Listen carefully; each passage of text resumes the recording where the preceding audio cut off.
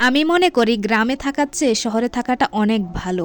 আমি একটা জিনিস খেয়াল করে দেখলাম, গ্রামে এসে এখানে মানুষ নিজের জীবন থেকে পরের জীবন নিয়ে সমালোচনা করার প্রবণতাটা অনেক বেশি। তারা পরের জীবনকে নিয়ে অনেক বেশি সমালোচনা করতে পারলে তাদের অনেক কমফোর্টেবল ফিল মনে হয়। গ্রামে পরনিন্দাটা অনেক বেশি থাকে।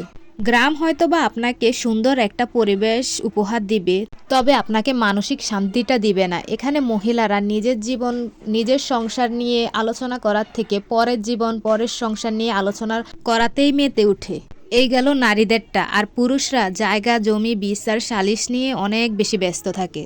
দোষ ধরাধরিতে এতই ব্যস্ত থাকে যে তারা কার হাঁড়িতে কি রান্না হচ্ছে, কার বাড়িতে আজকে কতজন মেহমান আসছে, কার বাড়িতে আজকে কত পিস মাছের টুকরো রান্না করা হচ্ছে, এইগুলা নিয়ে বিজি থাকে।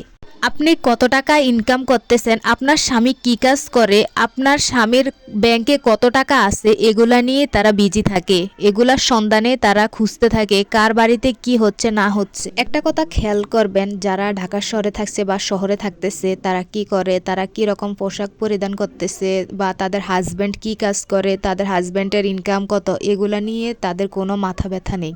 সবাই সবার মতো করে চলতেছে। শহরের মানুষের এতটাও সময় নেই যে অন্যকে নিয়ে ভাববে। কোথায় যেন একটা পড়েছিলাম, সামর্থ্য থাকলে কখনোই গ্রামে থাকা উচিত না, কারণ গ্রামে 100 বিঘা জমির চেয়েও শহরে ভাড়া বাসায় থাকাটা অতি উত্তম, এবং কি অনেক সম্মানের এবং অনেক আরামদায়ক। এখানে অনেক মানুষ এতই টক্সিক যে তারা তাদের নিজস্ব জীবন বাদ দিয়ে অন্যের সমালোচনা নিয়ে পড়ে থাকতেই ব্যস্ত থাকে। আপনার চুল বড় কেন, আপনি বোকরা পরেন না কেন, অনার্সে পড়লেও মেয়েদের বিয়ে দেয় না কেন, বয়স 25 হয়ে গেল এখনও চাকরি হয় না কেন, আপনার ক্লাসমেট অনেকে বিদেশে গিয়ে লাখ লাখ টাকা ইনকাম করে আর আপনি দেশে বসে কি করতেছেন, হাঁটতেছেন, ঘুরতেছেন, এগুলা নিয়ে মানুষ ব্যস্ত।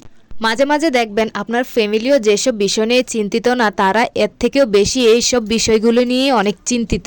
আর আপনি এমন কোনো ফ্যামিলি পাবেন না যেখানে জায়গা জমি নিয়ে বিরোধ লেগেই থাকে, প্রত্যক্ষ বা পরোক্ষভাবে বিভিন্ন ধরনের আলোচনা সমালোচনা, মারামারি, কাটাকাটি, হানাহানি, এগুলাতে মেতে উঠে গ্রামের মানুষরা। আবার এমন অনেক মানুষ আছে যারা কিনা আপনার পক্ষেও কথা বলবে, আবার বিপরীত পক্ষ গিয়েও তাকেও উস্কানি দিবে। একটা পর্যায়ে গিয়ে দুই ফ্যামিলির সাথে মারামারি লেগে যায়, আর কেউ কাউকে পছন্দ না হলে তার নামে পিছে পিছে গিয়ে সমালোচনা শুরু করে দেয়। আর এসবের মধ্যে সবচেয়ে উল্লেখযোগ্য পার্ট হলো গ্রামের চায়ের দোকানগুলো। গ্রামের প্রতিটি চায়ের দোকানে চায়ের চুমুক উঠে গিবত দিয়ে, যেখানে কার বোর বাচ্চা হচ্ছে না, কার বউ রাজনীতিবিদ, কার জামাই কি করতেছে, কার হাজব্যান্ডের বেতন কত, কিভাবে চলে, তার সংসারে কত টাকা আয়, তার সংসারে ব্যয় কত, তার ব্যাংকে কত টাকা অ্যাকাউন্ট, এগুলাতে নিয়ে চায়ের দোকানগুলো মেতে উঠতেছে এখনো। তবে এদের মধ্যে আবার কিছু কিছু আছে যারা অন্যের সমালোচনা করে না।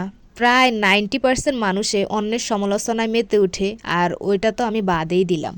আমি কিন্তু আবার সবাইকে বলিনি, এর মধ্যে আবার অনেক ভালো মানুষ আছে যাদের গ্রামে এখনো পাওয়া যায়। তাদের মন মানসিকতা, তাদের মানবিকতা দেখলে এখনো শহরে এরকম মানুষ খুঁজে পাওয়া যায় না, তবে গ্রামে এখনো এরকম মানুষ আছে। যাই হোক, এতক্ষণ আমি আপনাদের সাথে অনেক কথাই বলে ফেললাম। যদি কারো মনে কষ্ট দিয়ে থাকি অবশ্যই আমাকে ক্ষমা দৃষ্টিতে দেখবেন।